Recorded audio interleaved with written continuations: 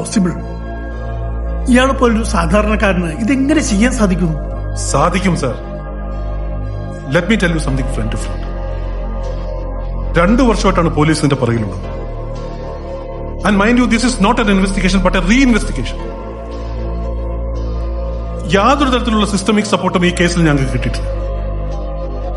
80% of the case in this country ഈ systemic support ഇല്ലാത്തതുകൊണ്ടാണ് fail ചെയ്യുന്നത്. And that man is a classic criminal and is scot free. Thanks.